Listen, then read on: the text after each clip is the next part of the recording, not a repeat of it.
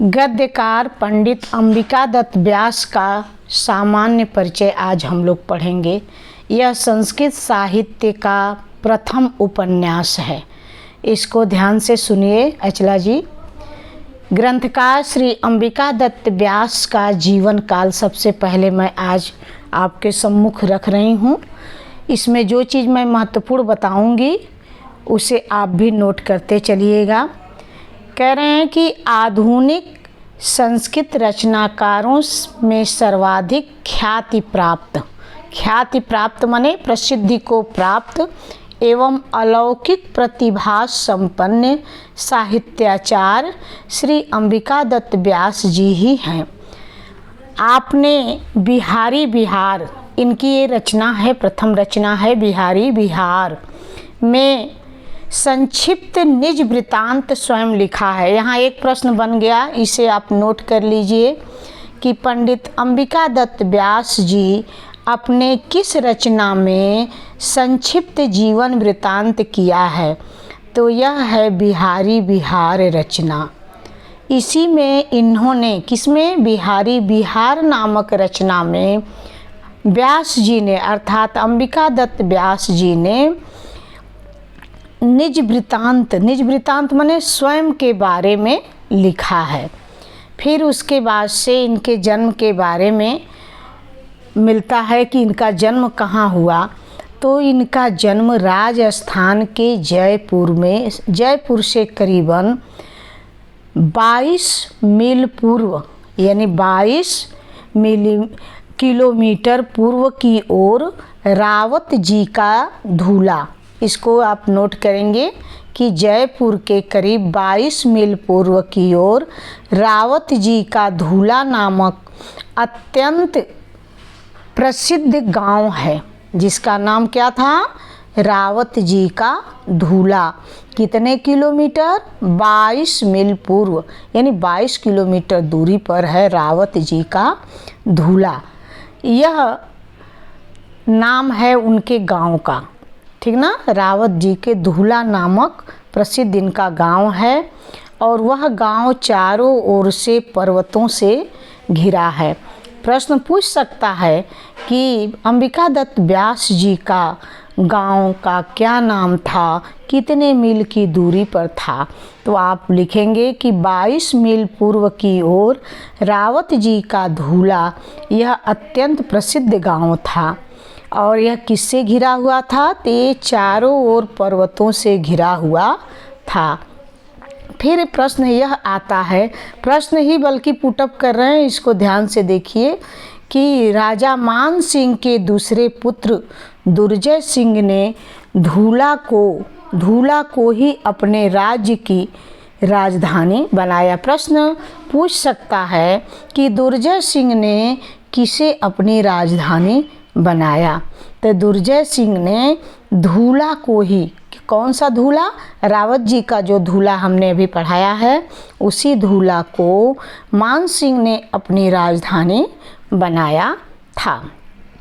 फिर प्रश्न इसी से लगे हुए आता है कि ठाकुर वंश के में आगे चलकर एक राजा दलेल सिंह हुए।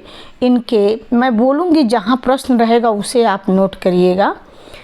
वैसे मैं पढ़ रही हूँ, इसको तो छोड़ दीजिए, लेकिन मैं बताऊँगी कि इसे नोट कर लीजिएगा। इसके राज्य पंडित श्री गोविंद दास जी थे। किसके राज्य पंडित, तो ठाकुर वंश में जो आगे चल कर के दलाल सिंह थे, दलाल नहीं दलेल सिंह के राज्य पंडित थे श्री गोविंद राम जी। उनका नाम क्या था, श्री गोविंद राम जी था। ये सुसंस्कृत तथा प्रतिभा के धनी थे। आप अर्थात अंबिका दत्त जी व्यास को कहा जा रहा है कि आप आदि गौड़ पराशर गोत्रीय यजुर्वेदी त्रिवर तथा भीड़ा वंश से संबंधित थे। देखिए, इनके वंश के बारे में अक्सर पूछा जाता है कि यह किस वंश के थे। तो गौड़ पराशर वंशीय यजुर्वेदी त्रिविप्रवर तथा भीड़ा वंश से संबंधित थे। कौन, कौन संबंधित थे? तो अंबिका दत्त व्यास जी संबंधित थे। इनके प्रपौत्र, किसके? अंबिका दत्त व्यास जी के प्रपौत्र का नाम था पंडित राजा राम जी। कह रहे हैं इनके प्रपौत्र थे पंडित, माने किसके प्रपौत्र ये थे? पंडित अंबिका दत्त व्यास जी। पंडित अंबिका दत्त व्यास जी राजा राम जी के प्रपौत्र थे। तीर्थ यात्रा तथा देशाटन विशेष इन्हें प्रिय था। प्रश्न पूछ सकता है कि इन्हें क्या प्रिय था? तो तीर्थ की यात्रा करना और देश भ्रमण करना इनके लिए यह प्रसिद्ध था। संपूर्ण भारत भ्रमण करते हुए राजा राम जी काशी पहुँचे। वहाँ के पंडित मंडली में पंडित राजा राम शीघ्र ही अत्यंत लोकप्रिय हो गए।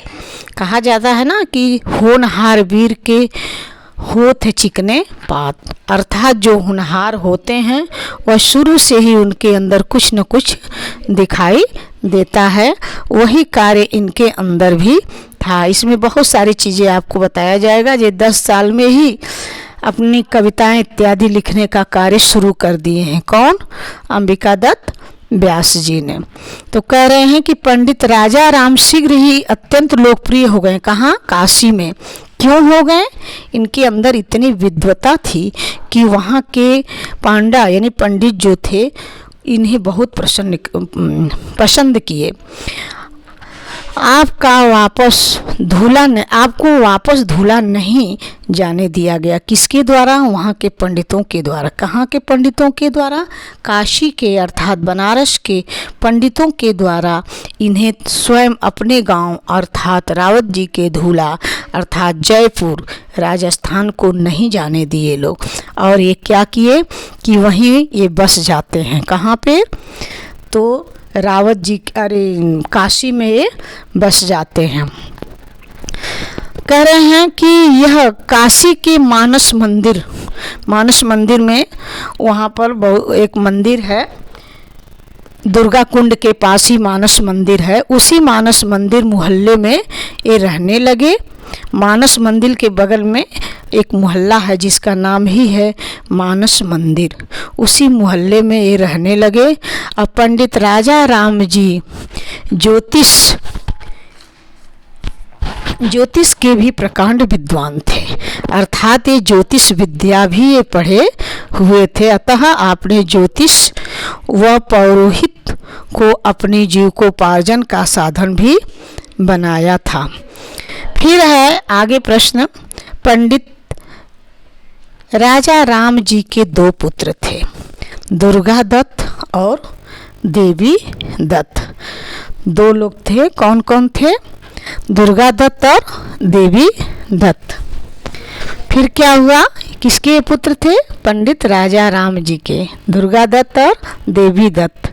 तो फिर आगे हुआ क्या कि यह पंडित अंबिका दत्त व्यास के पिताजी का नाम दुर्गा दत्त था और वे कभी जयपुर रहते थे तो कभी बनारस, यानी दोनों जगह ही रहते थे। कौन? इनके पिताजी। किसके पिताजी?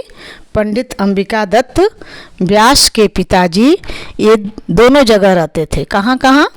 यानी काशी में भी रहते थे और काशी के साथ साथ ये राजस्थान अर्थात जयपुर भी जाया करते थे। फिर क्या हुआ कि दुर्गा दत्त कौन थे? इनके पिता। किसके पिता? तो अंबिका दत्त व्यास के भी क्या करते थे? दोनों जगह भी बताई हूँ कि ये व्यास जी का कभी बनारस में रहते थे तो कभी जयपुर में। इनके पिताजी किसके? अंबिका दत्त व्यास जी के। जन्म जयपुर में ही चैत शुक्ल अष्टमी जो चल रहा है इसी समय, चैत शुक्ल अष्टमी को संवत 1915 में हुआ था। किसका जन्म? पंडित अंबिका दत्त व्यास का जन्म इसी चैत शुक्ल की अष्टमी को 1915 ईस्वी में हुआ था। आप प्रारंभ से ही धार्मिक विचारों के व्यक्ति थे। अब इनका विवाह कितने वर्ष की अवस्था में हो गया? अल्पायु अर्थात 13 वर्ष की आयु में ही इनका विवाह भी हो गया। फिर क्या हुआ कि इन्होंने यानी व्यास जी को बाल्यकाल से ही अक्षर आरंभ के साथ ही उन्हें अमरकोश, शब्द धातु, रूपावली और व्यवहारिक पदार्थों के संस्कृत नाम मौखिक रूप से कंठस्थ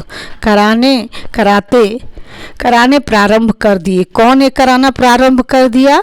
तो दुर्गा दत्त अर्थात अंबिका दत्त व्यास जी के पिताजी प्रारंभ से ही उन्हें सब कुछ कंठस्थ कराना धीरे धीरे शुरू किए। और इस परिणाम के कारण अर्थात पिता की मेहनत के कारण यह अंबिका दत्त व्यास जी ने अल्पायु में अर्थात 10 वर्ष की अवस्था में ही एक कविता करने लगे। जबकि हम लोगों के यहाँ 10 वर्ष का बालक अभी किसी तरह से वह कलम पकड़ना और लिखना ये सारी चीज़ें सीखता है, छोटी छोटी चीज़ें ही सीख पाता है, बहुत नहीं उसे प्रवीणता मिल पाती है। किंतु देखिए ये इतना होनहार थे कि ये 10 वर्ष की अवस्था में ही ये ग्रंथ लिखना भी प्रारंभ कर दिए। पिताजी स्वयं एक विख्यात कवि थे। इनके पिताजी का पूरा इनके ऊपर प्रभाव पड़ा था। इसी सिलसिले में वे भारतेंदु हरिश्चंद्र के संपर्क में भी आए। कहा जाता है ना कि जब एक विद्वान उभरता है तो दूसरा विद्वान कहीं न कहीं से उसका संवाद हो ही जाता है, मिल ही जाता है। तो उसी दौरान ये भारतेंदु हरिश्चंद्र जी से मिले अर्थात 10 वर्ष की अवस्था में जब यह ग्रंथ लिखना प्रारंभ किए अंबिका दत्त व्यास जी, तो इनका संपर्क किससे हुआ? भारतेंदु हरिश्चंद्र जी से हुआ। इतना उत्साह संवर्धन उन्होंने किया कि वे सुकवि नाम से विख्यात हो गए। कौन हो गए?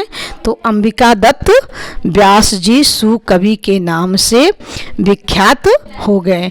इनके 11 वर्ष की अवस्था में माता तथा 17वें वर्ष में पिता का देहांत हो गया।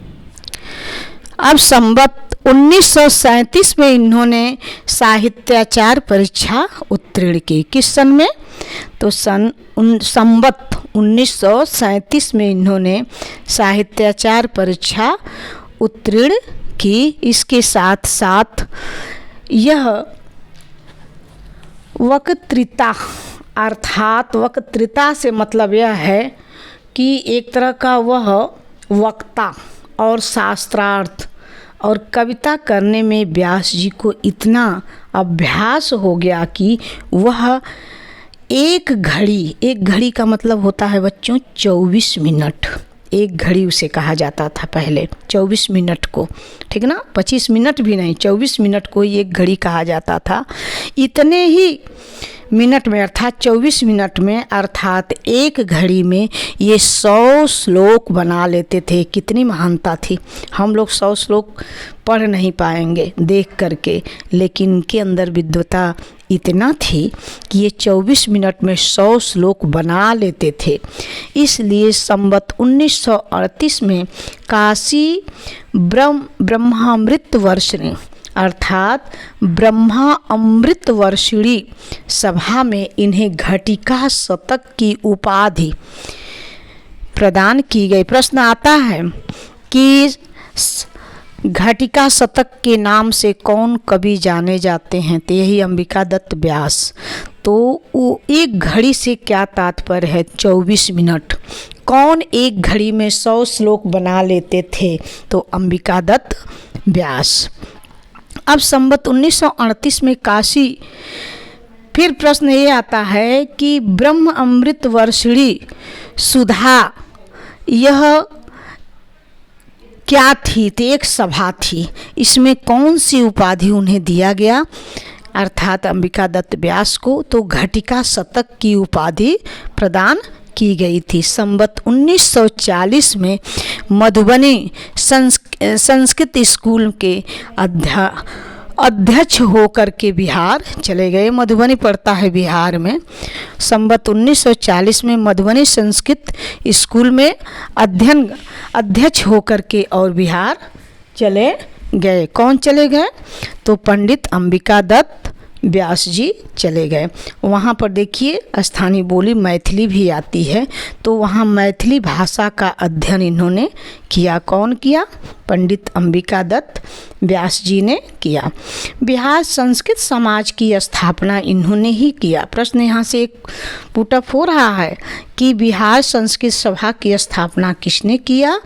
तो अंबिका दत्त व्यास जी ने ही बिहार संस्कृत समाज की स्थापना भी किए।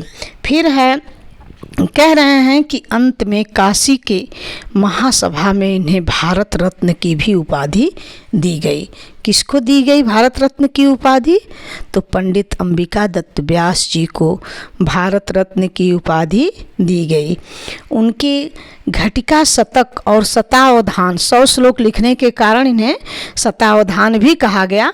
और 24 मिनट अर्थात एक घड़ी में 100 श्लोक बनाने के कारण इन्हें घटिका शतक की उपाधि भी दी गई है। शतावधान और घटिका शतक की उपाधि पंडित अंबिका दत्त व्यास को ही दी गई। शतावधान की विलक्षण शक्ति से बड़े बड़े विद्वान भी चमत्कृत रह जाते थे कि अरे कैसे ये 100 श्लोक एक घड़ी में बना लेते हैं।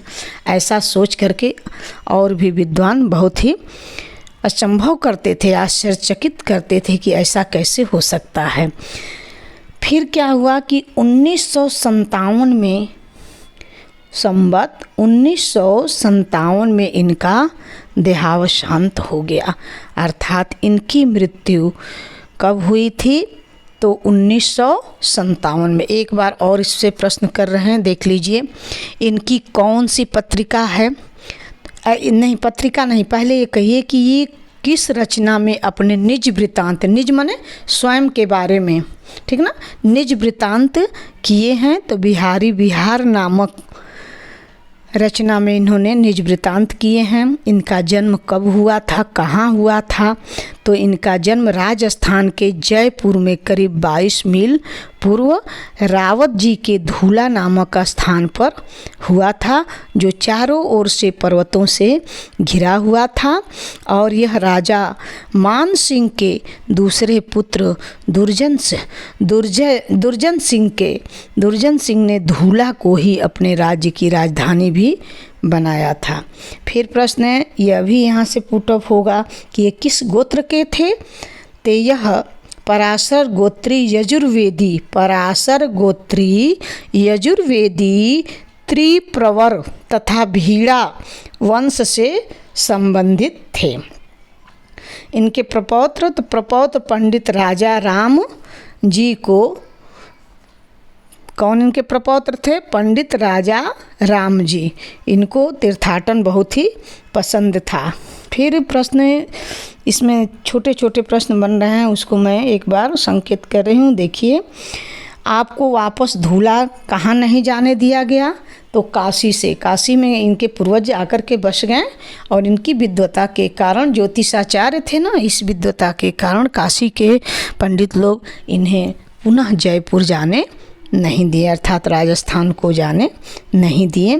काशी के कहाँ ये रहते थे? तो काशी में मानस मंदिर मोहल्ले में रहते थे।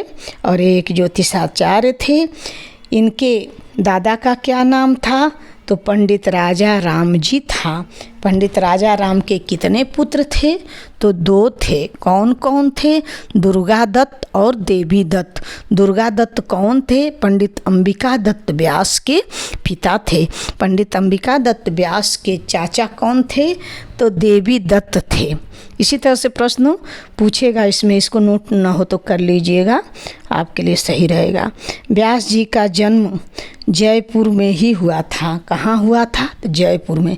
किस समय? तो चैत्र शुक्ल अष्टमी जो चल रहा है इस समय, नवरात्र का समय, इसी चैत्र शुक्ल अष्टमी की संवत 1915 में हुआ था। इनका विवाह कितने वर्ष की अवस्था में हो गया?